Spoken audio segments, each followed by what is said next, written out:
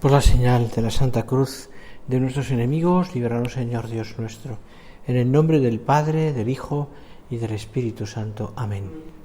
Señor mío y Dios mío, creo firmemente que estás aquí, que me ves, que me oyes. Te adoro con profunda reverencia. Te pido perdón de mis pecados y gracia para hacer con fruto este rato de oración. Madre mía Inmaculada, San José, mi Padre y Señor, Ángel de mi guarda, interceded por mí. Afrontamos este último día del curso de retiro, en el que recordamos con alegría la fecha de la canonización de San José María. Justo hoy, a estas horas, yo creo que ya estaba empezando la misa a las 10 de la mañana, creo recordar. Que estabais allí en San Pedro, en la plaza de San Pedro, yo estaba, no sé, vosotras, supongo que muchas de vosotras también estabais, y celebrábamos aquel día con una gran alegría. Ya han pasado 20 años, pasa el tiempo, Y hoy, recordando aquella fecha, como la Iglesia proclamaba la santidad de una persona que había santificado su trabajo en medio del mundo, ¿no? Y hacía posible también la realidad de que esa santidad era posible para tantos hombres y mujeres a lo largo de la historia y en el tiempo, ¿no? y en el mundo, pues era una alegría, ¿no? Pero que era un don la vida de nuestro Padre y todo lo que había hecho para toda la Iglesia, como le dijo el Papa Pablo VI a don Álvaro poco después de morir San José María, ¿no? Cuando le dijo en la primera audiencia que tuvo con él, le dijo, entre otras cosas, ¿no? Que fuera fiel al carisma del fundador, a lo que el fundador ha dicho, y también le dijo que ya no pertenecía solo a la obra, sino que era un bien de toda la Iglesia. Le hizo Pablo VI a don Álvaro, ¿no? Lo cual pues es una alegría también pensar eso, ¿no? Que nuestro Padre nos ha enseñado, ¿no? San José María nos ha enseñado también cómo amar y cómo amar a la Iglesia y servir a la Iglesia, como decía, como él quiere, la Iglesia quiere ser servida. Con esa frase que acuñó y que le hemos oído tantas veces, ¿no? Bien, pues precisamente hoy el prelado de la obra pues ha mandado un mensaje anunciándonos que el año que viene, en el primer trimestre, habrá un congreso extraordinario de la obra para retocar esas cosas que la Santa Sede nos ha pedido ahora, y que encomendemos también todo lo que suponga ese congreso también para el bien de la obra y para el bien de la Iglesia, evidentemente, ¿no? Hasta ahí, ¿no? Podéis leerlo en la web del Opus Dei, aparece ya ese mensaje, y creo que es interesante pues ya poner nosotros también una oración concreta por todo esto, ¿no? Bueno, pues lo hacemos en el contexto, te decía, de este curso de retiro, y lo hacemos en el contexto también de esta meditación que en la que vamos ahondando pues en diversos temas que nos acercan, y este es el tema que el hilo conductor que yo quería haber dado estos días, vamos ahondando, ¿no? y en el hilo conductor que es en la vida y en la figura de Cristo, porque tenemos que ser buenos cristianos, discípulos de Cristo, y por tanto también tenemos que identificarnos con Cristo, para que Cristo sea el centro de nuestra vida, ¿no? Ayer hablábamos de la cruz, ¿te acuerdas lo último? Creo recordar. Meditábamos con profundidad el misterio de la cruz en la vida del Señor y en la vida nuestra, y después de la cruz, evidentemente la vida de Cristo no acaba ahí, sino que viene, porque tiene que venir, y porque si no todo no tiene sentido, la resurrección. Pero en la resurrección pasan cosas. Las cosas que van pasando a lo largo de esos días, largos días hasta que el Señor sube al cielo en la ascensión, son encuentros de hombres y mujeres que conocían al Señor con el Señor, encuentros de esperanza, y encuentros de también donde el Señor les va mostrando, entre otras cosas, pues las enseñanzas que en ese tiempo después quiere decir, pero también va mostrando, no os olvidéis, les muestra también a ellos la realidad de su vida, es decir, sus propias llagas que están en el cuerpo del Señor y siguen estando en Cristo en el cielo. Cristo, que está en cuerpo y alma, también manifiesta con esas llagas su pasión, su redención, su amor por nosotros. Bueno, pues fijaros cómo uno de los encuentros más bonitos, pero me parece a mí que, bueno, el de la Magdalena, por supuesto, ¿no? el de la pesca milagrosa, pero a mí me gusta mucho, y creo que lo hemos meditado muchas veces, ese encuentro en Emaús, el camino de Emaús. ¿Y por qué pasó el mismo día de la resurrección? Y cuenta, lo recuerdas bien, que dos de aquellos, uno llamado Cleofas, el otro no lo sabemos, se fueron de Jerusalén. No sé si porque tenían que irse, o porque tenían miedo, o porque todo, quizás por esto, porque todo lo que había pasado había tenido un fin, es decir, había acabado, quiero decir, y ya no pasaba nada. Ya, digamos, como que todo había terminado, ¿no? Habían asistido, habían vivido, seguramente habían escuchado al Señor muchas veces, habían visto milagros, pero la muerte de Cristo y el entierro del Señor, el sepulcro del Señor, les hace comprender que aquello, bueno, pues hasta ahí hemos llegado, ¿no? Sí, han quedado ideas, han quedado recuerdos, han quedado muchas cosas, pero hasta ahí. Esto se ha acabado. De hecho, eso les pone tristes. Y van camino de Emaús, la razón no la sé, pero van tristes, apesadumbrados. Como se suele decir, ¿no? Pues eso, ¿no? Como con poco ánimo. Hasta que se encuentran con un caminante, al que no reconocen, no lo han visto antes. Su figura no les es desconocida. Y les pregunta, ¿qué os pasa? Porque eso se notaba. ¿Por qué vais así, tristes? Y ellos le cuentan lo que ha pasado. Y le cuentan de tal manera que manifiestan con esa tristeza, pues que han perdido la esperanza. Totalmente. Han perdido la esperanza. Ya todo ha acabado y por tanto nos vamos. Y entonces es cuando sale del corazón del Señor ese deseo de hacerles ver, ¿no? Y les habla de su poca fe. Les habla con mucho cariño de cómo todo lo que habían visto en la vida del Señor había sido un cumplimiento de las profecías que a lo largo del Antiguo Testamento se habían dicho de Jesús.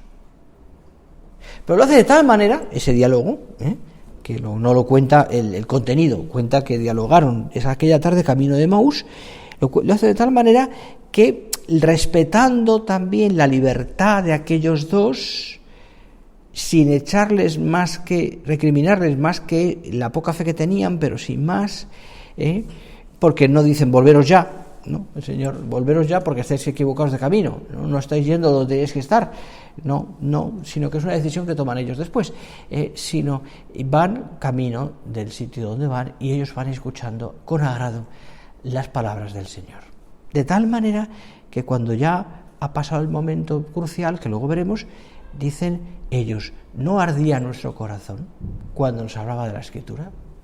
Es decir, el Señor, pensadlo, se mete en el corazón de aquellos hombres, caldea el corazón a través de la conversación, el diálogo, por tanto la oración, caldea el corazón de aquellos hombres que se ven como va desapareciendo la desesperanza que tenían, y va desapareciendo también como el miedo al futuro, o simplemente van entendiendo que todo lo que habían vivido tiene un sentido. Por eso su corazón va cambiando. Llegan a Emaús, hace ademán de irse el viajero, y le dicen que por favor se quede con ellos. Querían seguir la conversación, estaban tan a gusto. No te vayas, quédate con nosotros, porque ya atardece, ya anochece. Y efectivamente, el Señor se queda con ellos, y es en la cena cuando al partir el pan, que es la fractio panis, decía en latín, que es el comienzo, que es como se llamaba antiguamente en los primeros tiempos la Santa Misa, la fracción del pan, porque es el gesto que el Señor hace. Bueno, pues en ese momento es el que yo descubrí, se les abren los ojos y ven que es el Señor. ¿Qué pensarían entonces? Hemos estado toda la tarde con el Señor y no nos hemos dado cuenta. Hemos escuchado al Señor, que ha hecho que ardiese nuestro corazón y no hemos sido capaces de darnos cuenta de cosas, no sé, de lo que, de reconocerle. Evidentemente el Señor no quería que le reconocieran, porque quería explicarle las cosas bien. Bueno, pues el Señor desaparece. Ellos inmediatamente, después de ese encuentro, se cambian de idea y vuelven, aunque era de noche, a Jerusalén.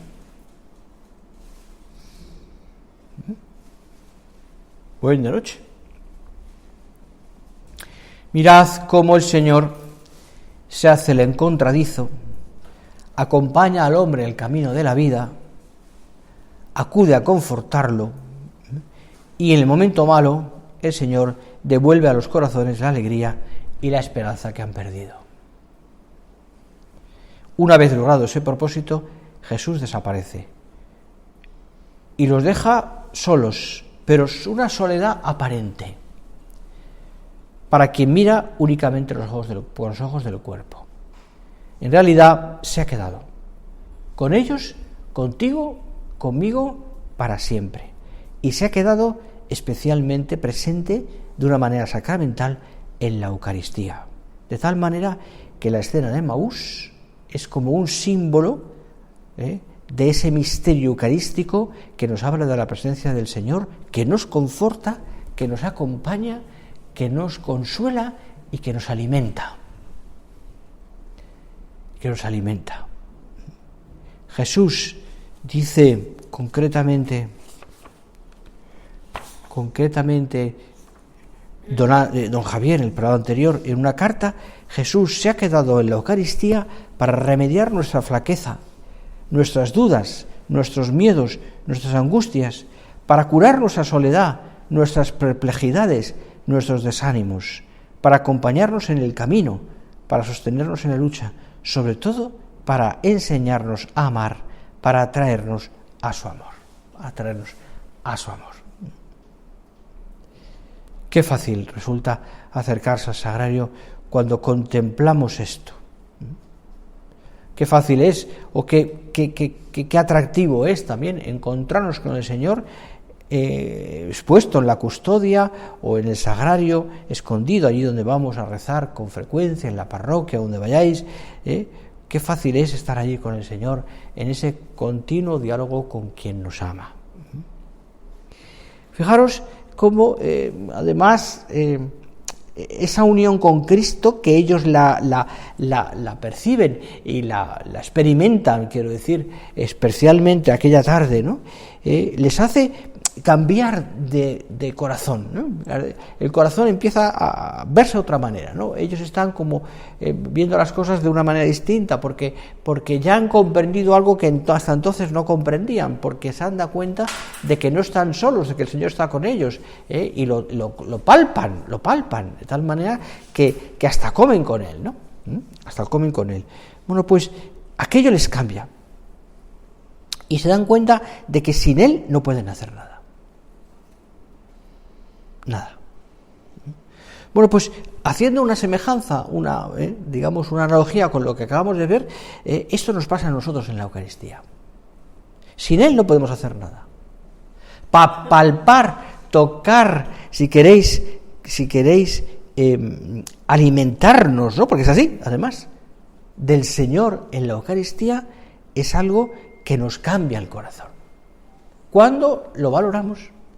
¿Cuándo no entra en la rutina?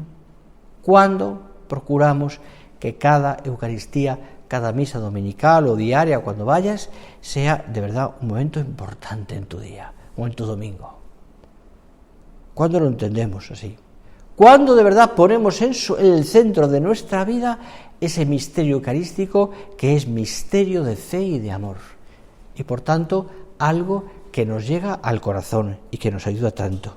Imaginaros, no lo quiero ni imaginar, qué sería de la vida de la Iglesia sin tener al Señor en la Eucaristía, sin que tuviéramos la posibilidad de asistir o participar al misterio eucarístico, que es la renovación del sacramento, del sacrificio de Cristo en la cruz de un modo incruento. ¿Qué sería de nosotros sin tener esa posibilidad de alimentarnos en ese momento de la Eucaristía?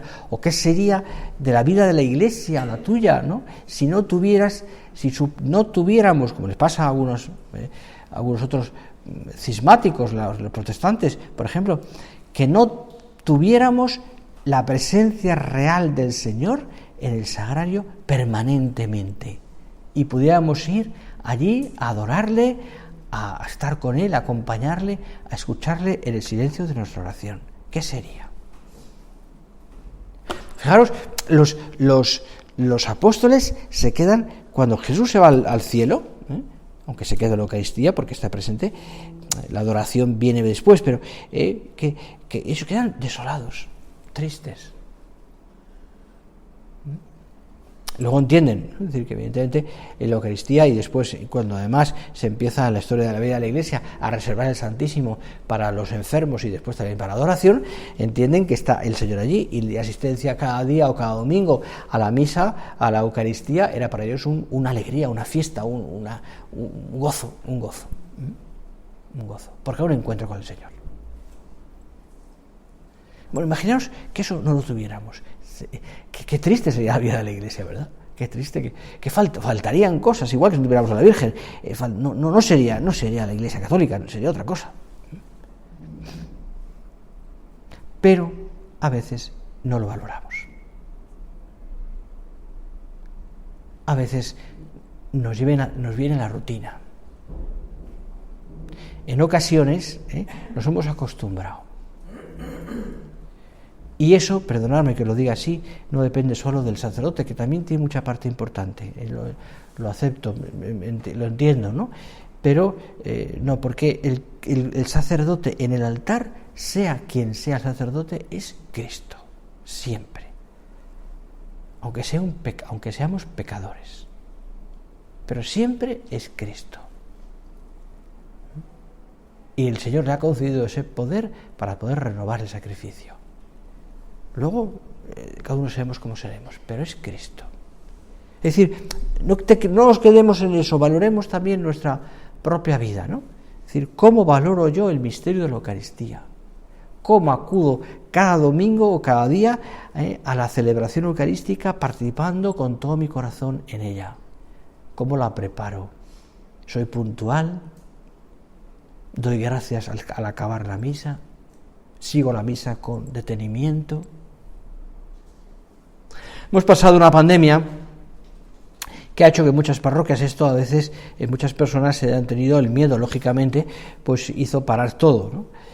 Y como era lógico, se siguieron todas, pero eso más o menos ha ido pasando. Hay que seguir teniendo una serie de medidas de prudencia, pero igual que vamos a la peluquería, igual que vamos al mercado, igual que vamos al supermercado, pues vemos que, pues vivimos esa prudencia, pero no podemos obviar, ¿no?, este misterio de la misa. Me contaba un sacerdote, ya es obispo, que se fue hace ya bastantes años a trabajar nada menos que a Kazajistán, al sur de Siberia, una república de las antiguas repúblicas soviéticas muy machacada y al mismo tiempo también con una muy grande, enorme, con una población también potente y además avanzada ahora modernamente, ¿no?, dentro de todas las situaciones que tienen aquellas repúblicas. Él fue allí por deseo del Papa Juan Pablo II, cuando empezó la labor del Opus Dei allí, en aquel país. Acudieron también unos sacerdotes asociados a la Sociedad de Salvación de la Santa Cruz para echar una mano también. Y este se fue con otro a una ciudad que estaba como a 500 kilómetros de donde estaba la sede del centro de la obra. Allí empezaron a hacer su parroquia, aprender ruso, empezar a hacer su parroquia más o menos. La parroquia no era más que una habitación de su casa, de su piso, hasta que pudieron construir un pequeño templo con la ayuda de muchas personas, etcétera. Y me contaba pues una cosa muy simpática y al mismo tiempo también muy conmovedora. En las cosas que al principio, cuando llegó allí hace ya muchos años, pues a quienes lo conocíamos mandaban las cartas circulares, nos contaban anécdotas de lo que iba pasando en aquel país. Un domingo había celebrado la Eucaristía, se preparaba la Eucaristía para celebrarla a la parroquia, a la gente que él ha ido conociendo. Evidentemente es un país que no era católico, es más bien musulmán, aunque en una zona hay muchos católicos, muchos. Iba buscando a los católicos, porque muchos de ellos eran hijos o nietos de aquellos hombres y mujeres alemanes, polacos, etcétera, que había deportado en la época comunista Stalin hasta allí.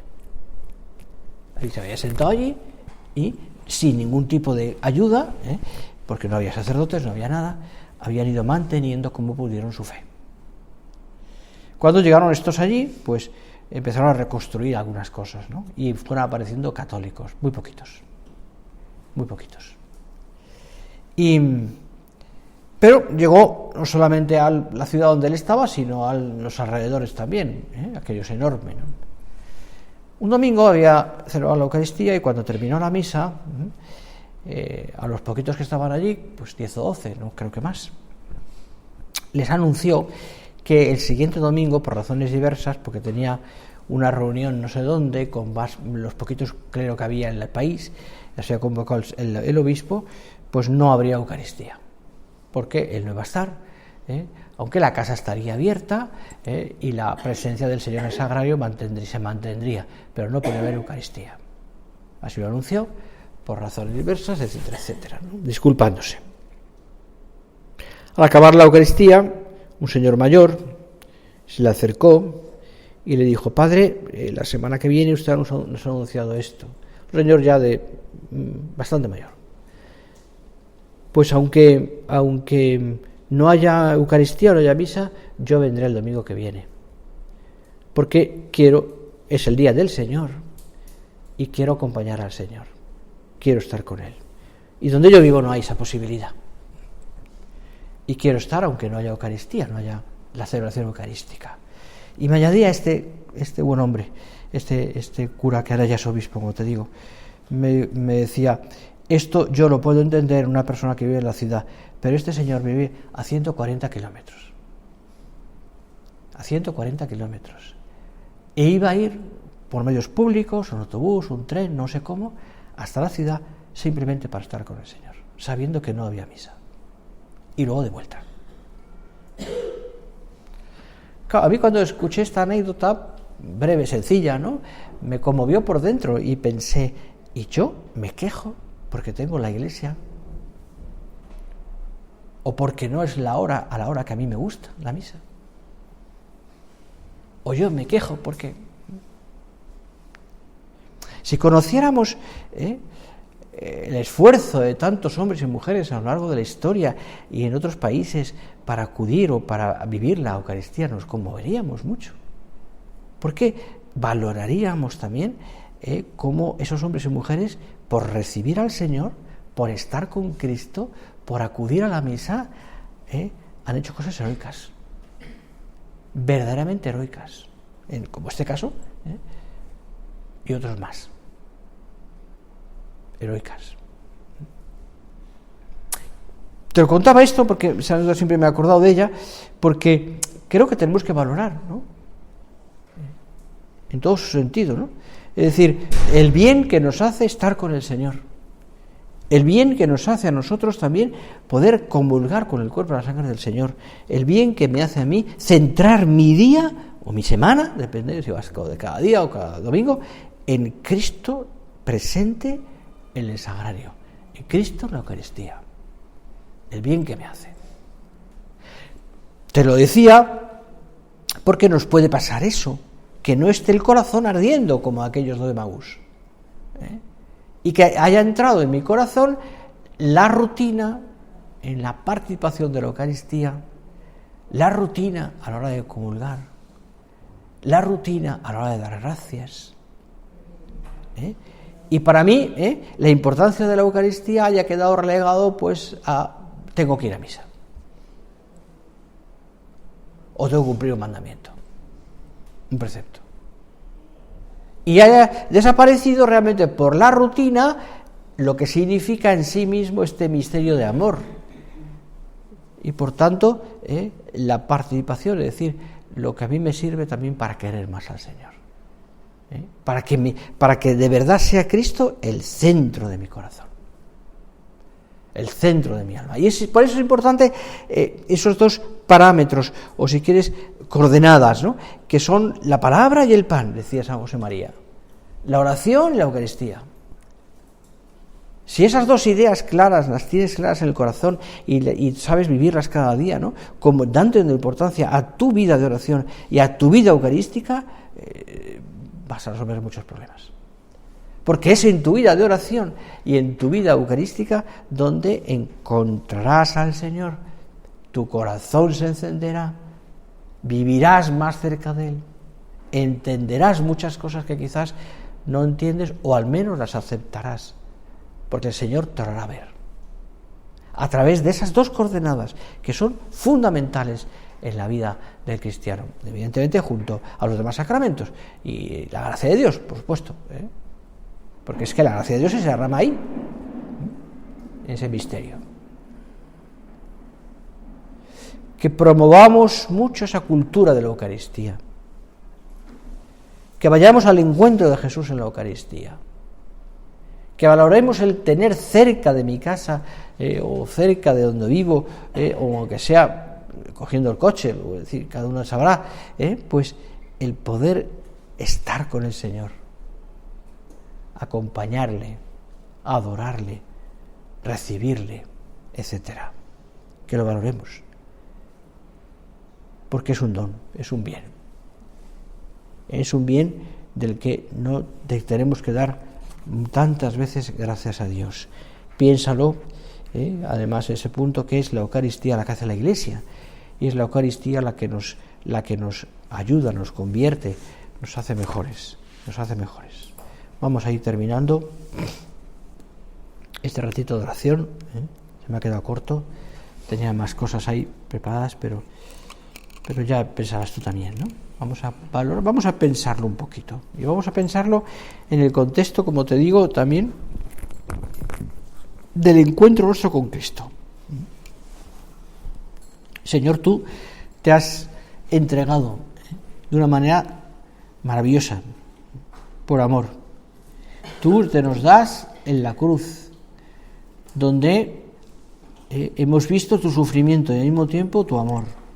Y tú te nos das cada semana, cada día, en el misterio eucarístico, donde hemos entendido también, Señor, la grandeza de tu corazón, el amor que nos tienes. De tal manera, como decía en aquella homilía San José María, decía, es el amor tan grande del Señor que tiene que irse y se inventa, entre comillas, la Eucaristía para quedarse con nosotros. En esa inventiva, por así decirlo, del Señor, le lleva, motivada, fundamentada en el amor, le lleva a hacer algo insólito.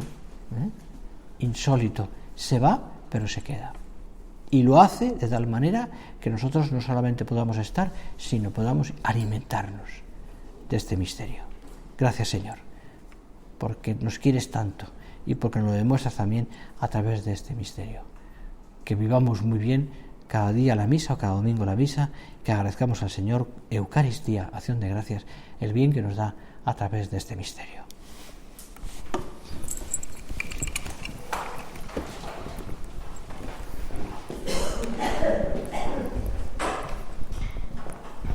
Te doy gracias, Dios mío, por los buenos propósitos, afectos e inspiraciones que me has comunicado en esta meditación. Te pido ayuda para ponerlos por obra. Madre mía Inmaculada, San José, mi Padre y Señor, Ángel de mi guarda, interceded por mí.